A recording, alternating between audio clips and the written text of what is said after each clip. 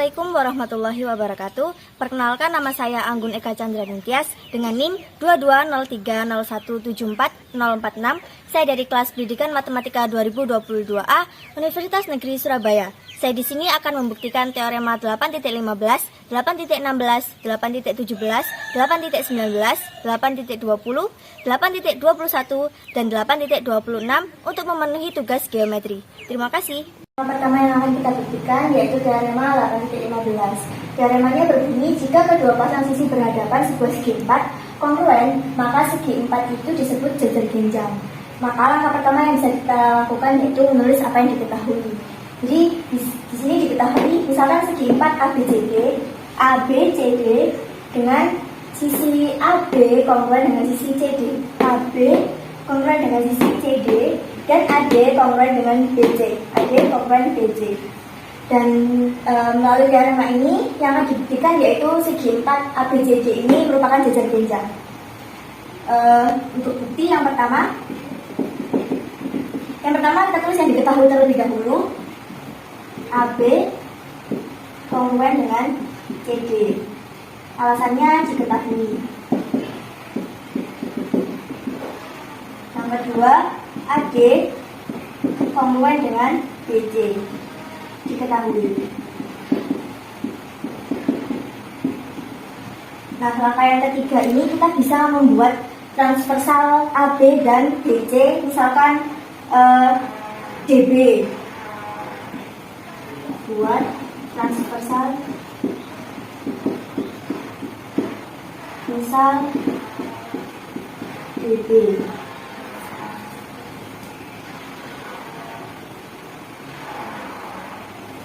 Nah, ini alasannya dibuat melalui 2 titik, bisa dibuat 1 garis.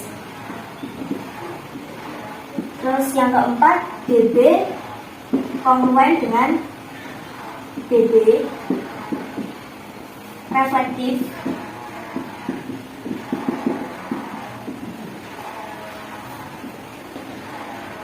Dari bukti ini bisa kita simpulkan bahwa segitiga ABD dan segitiga BCD itu kongruen. Segitiga ABD kongruen dengan segitiga CBD. Karena apa? Karena dari langkah 1,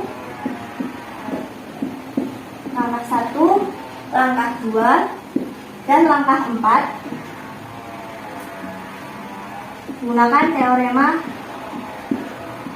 sisi. Nah, dari sini kita bisa menyimpulkan bahwa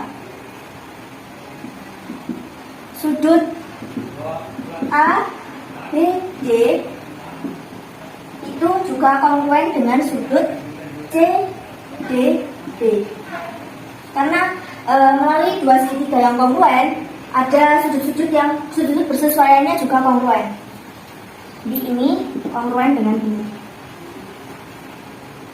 Akibat langkah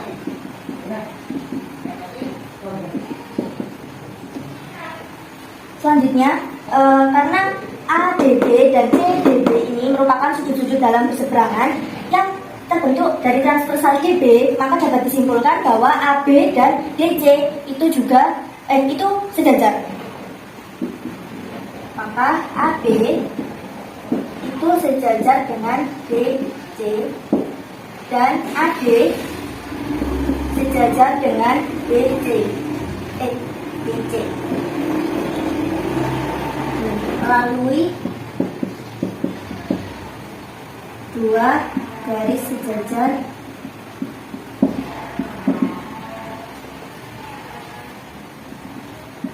yang dipotong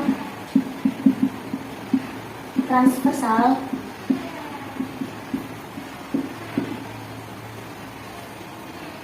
sudut dalam berseberangan nya kongruen.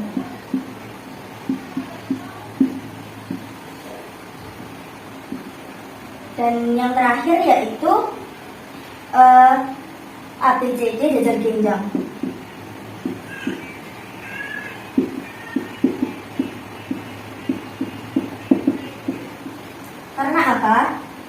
dari langkah 1, langkah 2, dan langkah 7, dan definisi jajar genjang.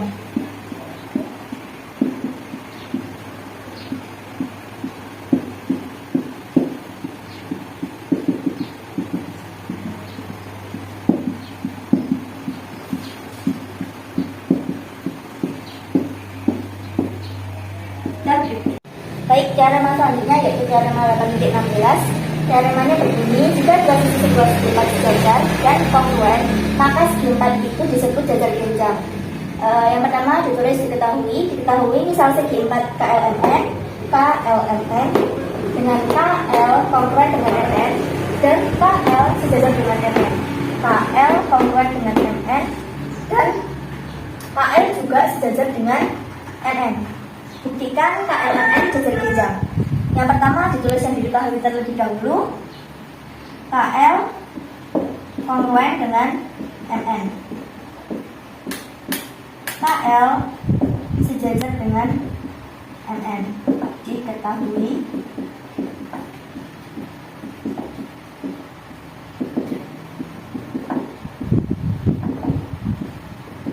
Langkah ketiga yaitu buat transversal.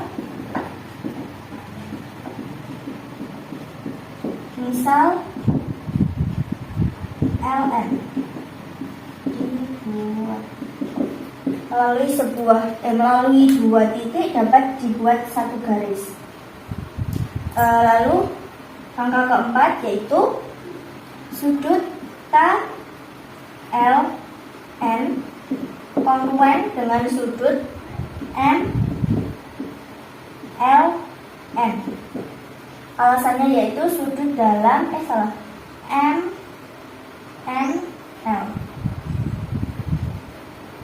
Alasannya sudut dalam berseberangan pada garis sejajar.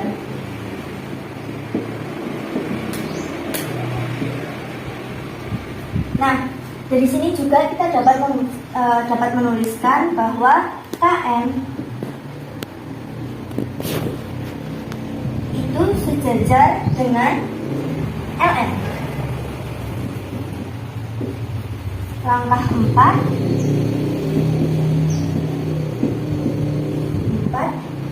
dan jika sudut dalam berseberangan yang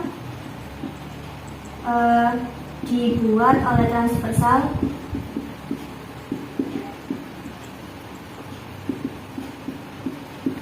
kongruen, maka garis itu sejajar.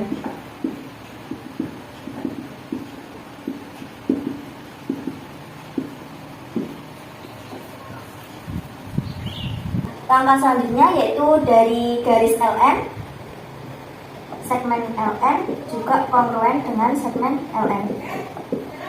Reflektif. Langkah ketujuh yaitu segitiga KLN kongruen dengan segitiga MNL. Alasannya langkah 1, langkah 4, langkah 6, dan teorema sisi sudut sisi. Nomor 8 dapat kita tulis juga bahwa KN kongruen dengan LN. Akibat langkah 7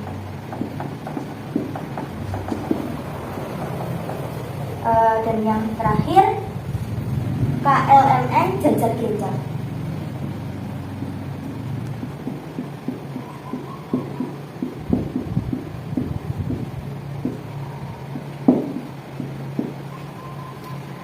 Dari langkah 1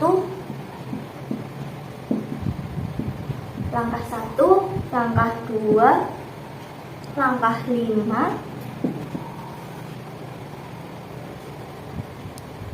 dan langkah 8, definisi jajar ginjal.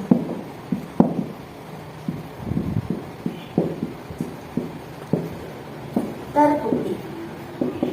Baik, teorema selanjutnya yaitu teorema 8.17, yaitu jika dua diagonal sebuah segi 4 membagi 2 satu sama lain, maka segi 4 itu disebut jajar ginjal. Yang di sini yang diketahui, misalkan segi 4 PQRS dengan diagonal PR dan QS berpotongan di M, sehingga PM kongruen dengan MR dan SM kongruen dengan MQ. Sesuai dengan teorema yang tadi membagi 2 satu sama lain, maka ini juga kongruen membagi 2 satu sama lain. Buktikan PQRS jajar ginjal. Bukti. Yang pertama yaitu ditulis yang diketahui terlebih dahulu, PM kongruen dengan MM ditambah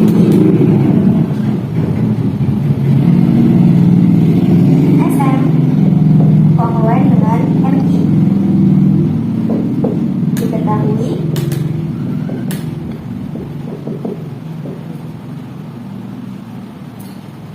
nah, dari sini dapat kita lihat bahwa sudut PMQ kongruen dengan sudut SMR karena sudut bertolak belakang.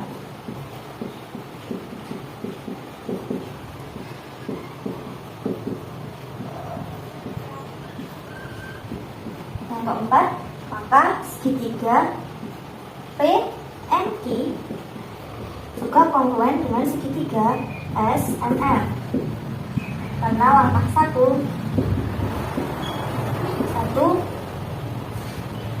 2, 3 dan teorema sisi sudut sisi. Nah, langkah kelima, di sini sudut PMS itu juga kongruen dengan sudut IMR karena sudut bertolak belakang.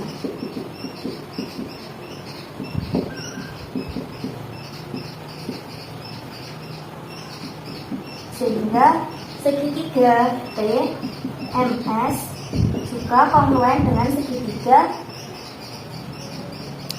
IMR. Langkah 1, 2, 5, teorema sisi sudut sisi. Nah, langkah ketujuh ini kita bisa menyimpulkan bahwa sudut PIM itu kongruen dengan sudut PRSM akibat langkah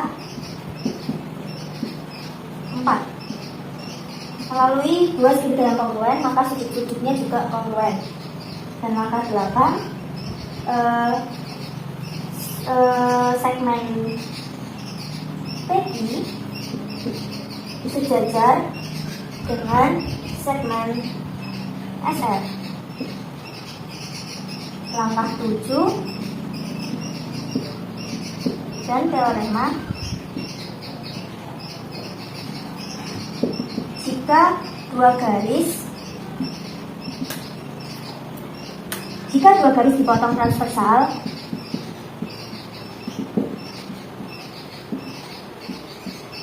dan sudut dalam berseberangan yang kongruen,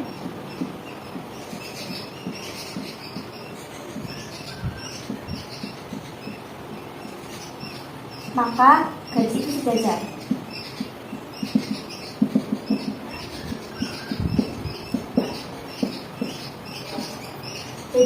ini kongruen dengan ini. Maka PQ dan SR itu sejajar. Dari langkah ini juga dapat terketahui bahwa PS itu juga sejajar dengan IN. Alasannya sama, karena ini sudut dalam berseberangan dari garis ini, maka garis ini juga sejajar. Selanjutnya yaitu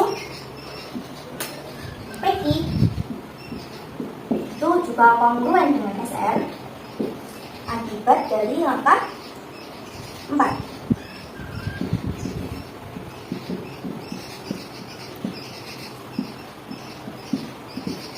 Karena segitiganya kongruen, maka sisi-sisi yang bersesuaian juga kongruen. Langkah ke-10 yaitu PS kongruen dengan SR IR akibat langkah 6. Jadi dua segitiga yang kongruen, maka sisi-sisi bersesuaian juga kongruen. Terakhir yaitu PQRS jajar genjang. Alasannya yaitu langkah 8, 9, dan 10. Langkah 8, 9, 10, dan definisi jajar genjang terbukti. Teorema selanjutnya yaitu teorema 8.19 yang berbunyi, jika jajar genjang memiliki satu sudut siku-siku, maka memiliki 4 sudut siku-siku dan jajar genjang itu disebut persegi panjang. Yang pertama-tama diketahui jajar genjang ABCD dan sudut ABC siku-siku. Buktikan bahwa M sudut ABC sama dengan besar sudut ABC sama dengan besar sudut BCD sama dengan besar sudut CCA sama dengan besar sudut DAB sama dengan 90 atau siku-siku. Dan yang B ABC persegi panjang. Kita masuk ke bukti yang pertama. Kita tulis yang diketahui terlebih dahulu, yaitu M A B C sama dengan 90 diketahui.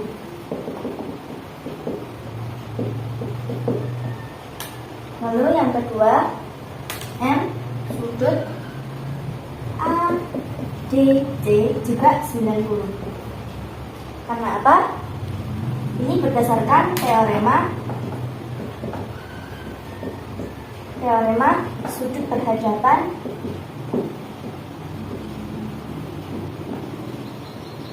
pada jajar genjang kongruen. Dan semua sudut siku-siku kongruen.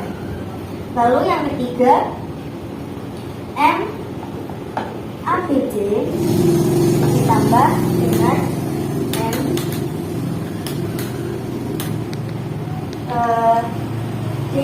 DAB sama dengan 180. Karena sudut berdekatan saling berpelurus. Sudut berdekatan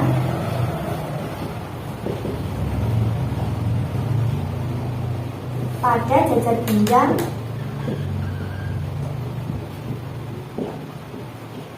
saling berpelurus, itu 180 derajat.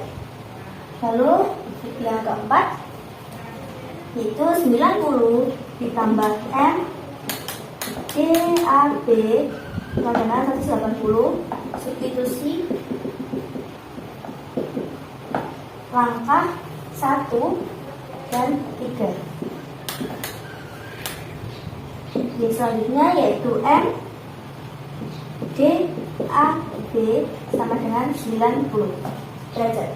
Karena ini penjumlahan sudut. Lahan sudut langkah 4.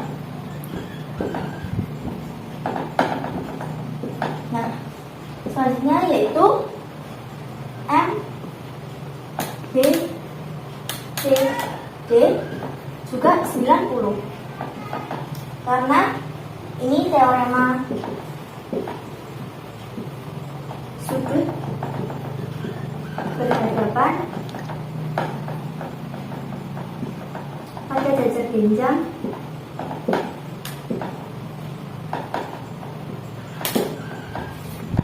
kongruen.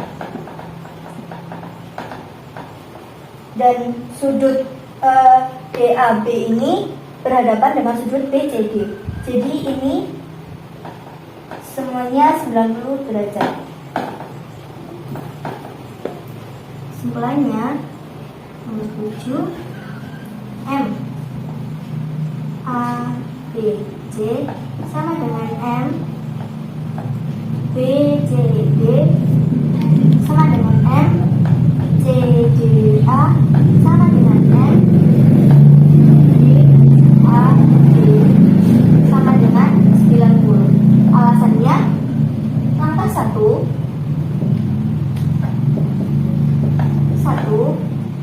lalu langkah 2, lalu langkah 5, dan langkah 6 terbukti.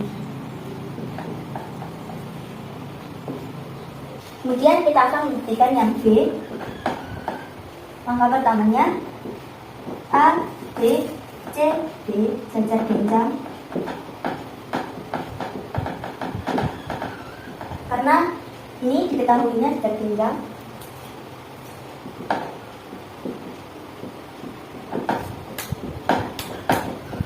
Lalu langkah keduanya, M ABC sama dengan M B C D sama dengan M D E sama dengan M C D A sama dengan M D A B sama dengan 90. Alasannya karena langkah pembuktian A. Pembuktian yang A. Kemudian dari sini bisa langsung kita simpulkan bahwa ABCD persegi panjang.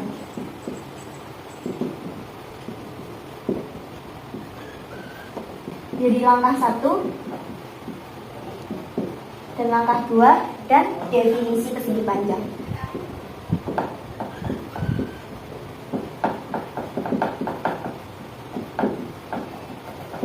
Karena definisi persegi panjang yaitu jajar genjang yang semua sudutnya siku-siku. Ini jajar genjang dan semua sudutnya siku-siku. Karena sudut siku-siku yaitu sudut yang memiliki besar 90 derajat. Terbukti.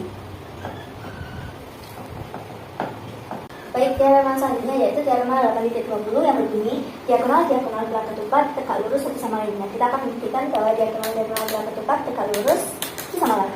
Yang pertama diketahui belah ketupat, misalkan belah ketupat ke elemen dengan diagonal KM dan LN berpotongan di titik O. Buktikan bahwa diagonalnya yaitu KM tegak lurus dengan NL atau LN. Bukti yang pertama, KLMN itu jajar genjang. Dan karena belah ketupat itu merupakan jajar genjang.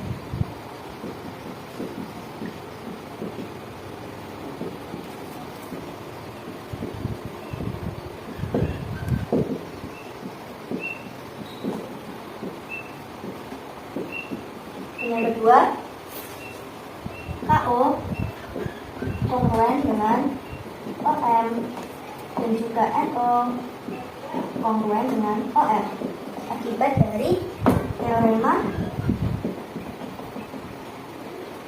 diagonal jajar genjang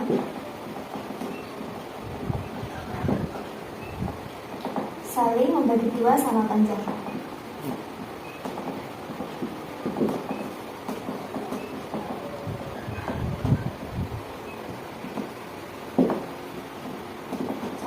Sama panjang.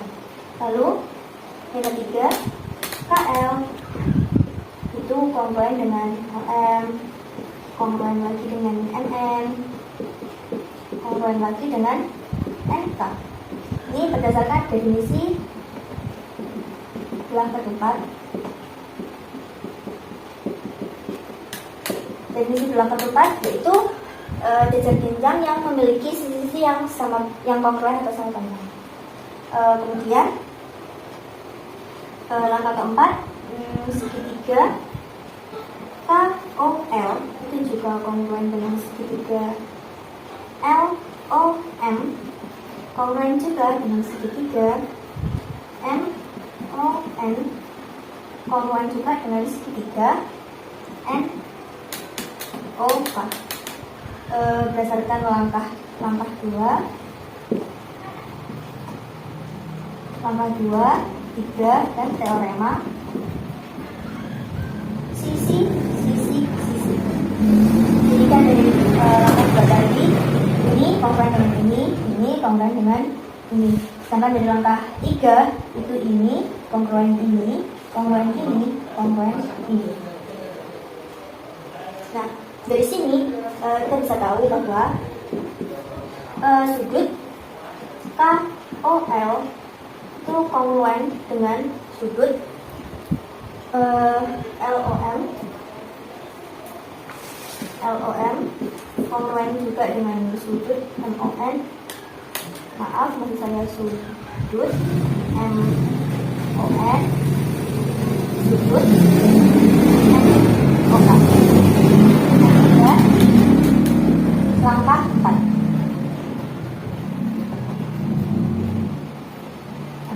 Maka selanjutnya sudut KOL jika dijumlahkan dengan sudut LOM dijumlahkan lagi dengan sudut MON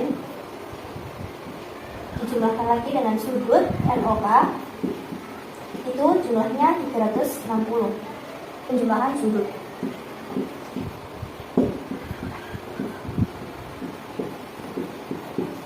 Maka jika 360 dibagi dengan 1, 2, 3, 4 dibagi dengan 4 sudut, maka satu sudutnya itu bernilai 90 derajat.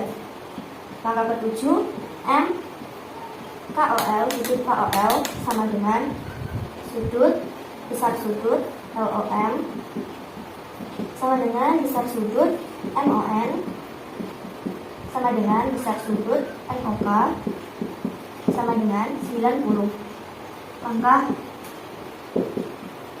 5 dan 6. Nah, dari sini kita bisa menyimpulkan bahwa KM itu tegak lurus dengan LM. Definisi langkah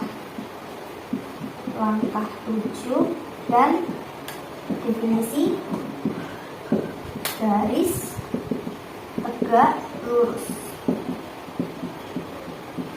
Garis tegak lurus yaitu garis yang berpotongan dan membentuk sudut 90 derajat. Jadi ini tegak lurus. Baik, teorema selanjutnya yaitu teorema 8.21 yang berbunyi jika diagonal sebuah segi 4 saling membagi sama panjang dan saling tegak lurus, maka segi 4 itu disebut belah ketupat. Yang pertama diketahui misal segi 4 ABCD dengan diagonal AC dan diagonal BD berpotongan di titik O, dengan AO kongruen dengan OC, BO kongruen dengan OD, dan AC tegak lurus dengan BD. Buktikan ABCD belah ketupat. Bukti.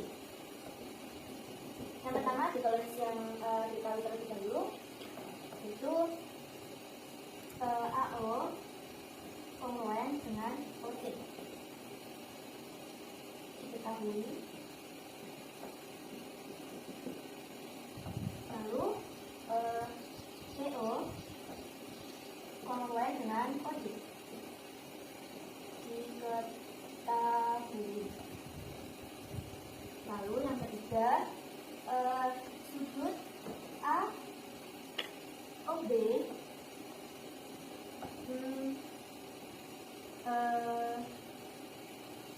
kongruen dengan besar sudut AOB sama dengan besar sudut BOC sama dengan besar sudut COD sama dengan besar sudut BOA sama dengan 90. Definisi garis tegak lurus. Langkah keempat yaitu sudut AOB itu kongruen dengan sudut BOC, kongruen dengan sudut COD, kongruen dengan sudut BOA. Akibat pangkat 3.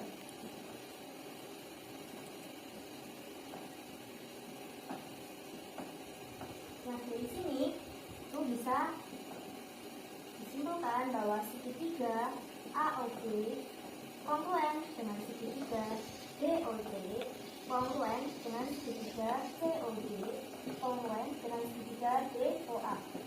Angka 1, 2, 4 teorema sisi, sudut, sisi. Kemudian langkah berikutnya, maka AB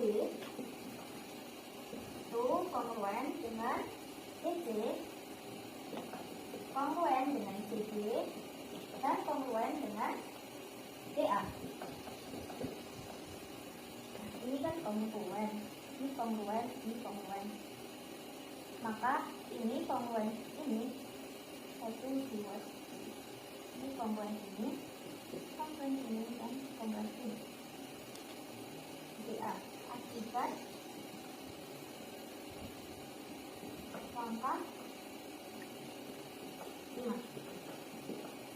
Nah, selanjutnya dari sini itu akan bisa disimpulkan juga bahwa A, B,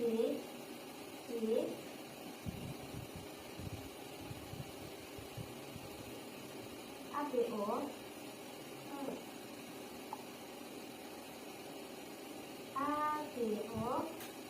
itu juga kongruen dengan CDO. Ini kita tambahkan juga.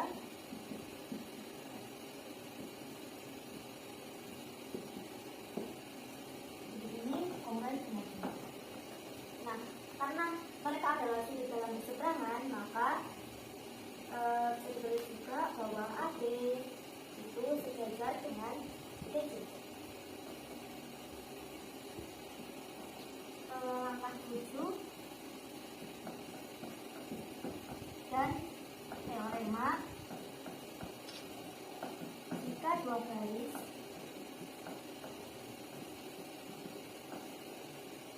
garis dipotong transversal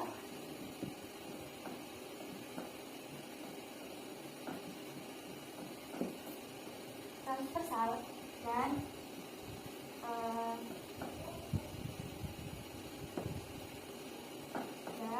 sudut dalam berseberangannya kongruen,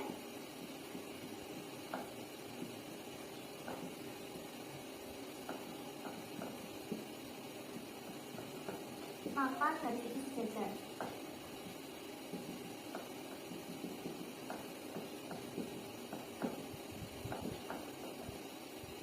Dengan alasannya sama juga, maka dapat ditulis juga bahwa AD itu sejajar dengan BD.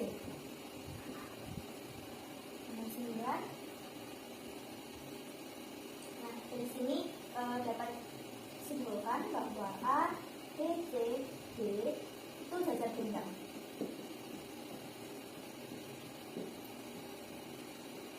Jadi langkah 6 dan 8 dan definisi dengan bintang.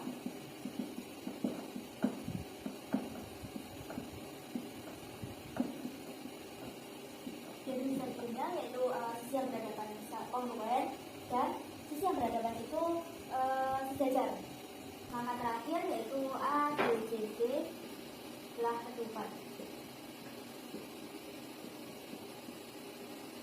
Kesimpulan ini didapat dari langkah 6, langkah 9, dan definisi belah ketupat. Definisi belah ketupat sendiri yaitu jajar bintang yang sisi-sisinya itu kongruen. Dijejer jenjang dan sisinya kongruen. Terbukti. Untuk teorema selanjutnya yaitu teorema 8.26, ini setiap dua sudut segitiga dari sebuah sudut integral yang diketahui adalah kongruen. Jadi yang pertama adalah sudut panggilnya, diketahui sudut integral A, P, B, P dan S titik sudut bidang U, V, W dan RST. Di sudut integral A, P, B ini akan dibuktikan U, V, W itu kongruen dengan sudut RST. Untuk buktinya, langkah pertama yaitu ambil titik MN pada sudut RST sehingga SM itu kongruen dengan UV dan SM kongruen dengan PW. Ini ambil di sini titik M dan ambil di sini titik M. Lalu langkah keduanya maka UV SM itu sejajar dengan UV karena SM dan UV segitiga dan agak lurus T. Nah, jika ini U dan M dihubungkan, maka UV SM itu jajar jenjang.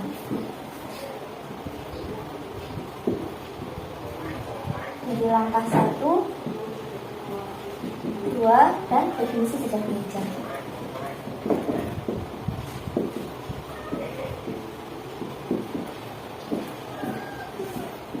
Nah, begitu juga dengan ini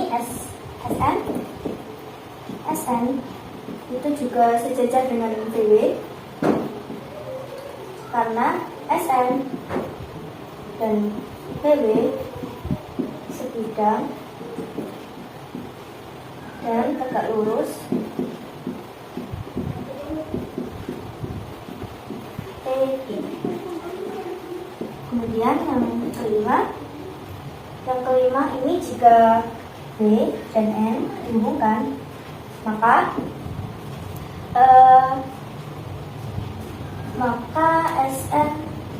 SNWV itu juga jajar jenjang. Akibat dari langkah 1, 4 dan definisi jajar jenjang.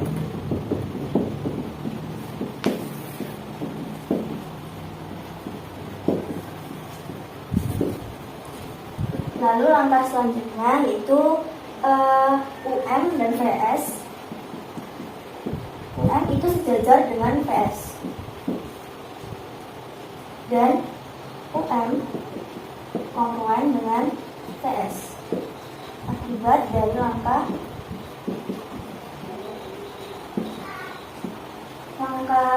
3. Kemudian langkah selanjutnya WN itu sejajar dengan VS. WN juga kongruen dengan VS akibat langkah 5. Selanjutnya yaitu UM itu sejajar dengan WN, lalu UM itu juga kongruen dengan WN. Ini langkah 6, 7 dan transitif. Nah, dari sini maka UMWN UMWN jajar pinjang. Ini akibat langkah 8 dan definisi jajar pinjang. Definisi jajar pinjang. Nah, akibatnya langkah 10 itu UW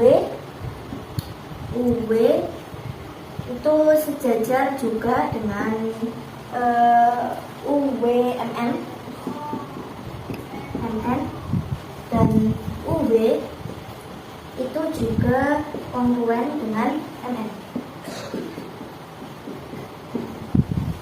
Akibat langkah 9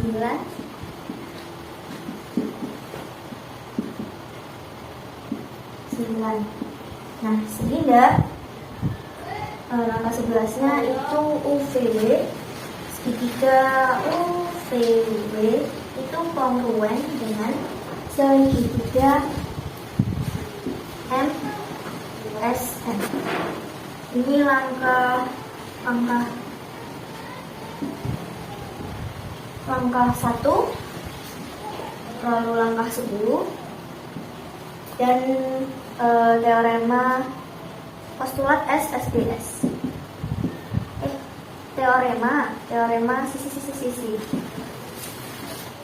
Nah, di sini akibatnya, di bawah akibatnya yaitu sudut UVW itu kongruen dengan sudut MSN. Ini akibat langkah 11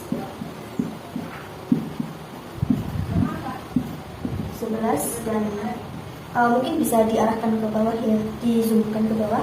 Dan selanjutnya yaitu sudut UVW itu kongruen juga dengan RST, sudut RST maksud saya, karena sudut MSN itu sama dengan sudut RST. Langkah 12.